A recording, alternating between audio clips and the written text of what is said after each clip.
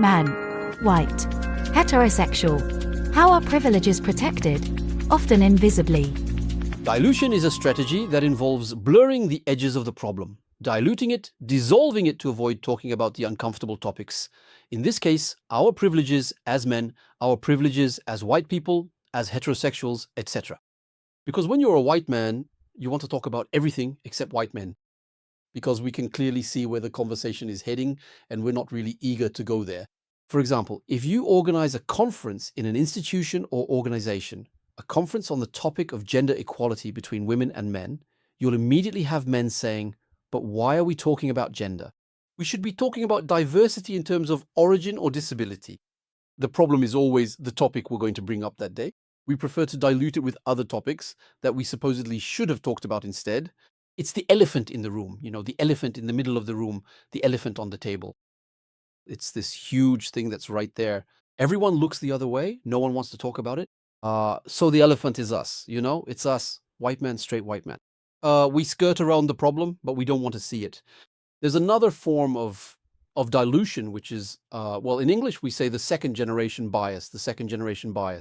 It's the idea that because of social changes or because there have been changes in the law, we've achieved equality between individuals. And so it would be enough to proclaim equality for it to be realized in practice. We're going to deny the existence of social groups. We're even going to make people feel guilty, forbid talking about dividing society into social groups, and especially avoid talking about the hierarchy between these social groups, because you see, it's uncomfortable. And so we'll say the nation recognizes only individuals who are equal before the law, which is obviously a perfect strategy for changing nothing. Because of course, it's very nice to say, but that's not at all what individuals experience. That's not what people go through.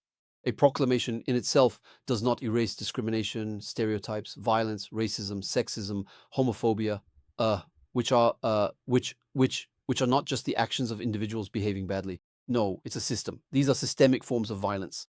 But that we don't really want to talk about. So we dilute it behind grand principles. There are experiences in the world that are completely different depending on our gender, our origins, our social class, our sexual orientation, our disability. So the fact is that we don't live at all the same story of the world around us. It's a bit like we're playing different video games, but on the same console.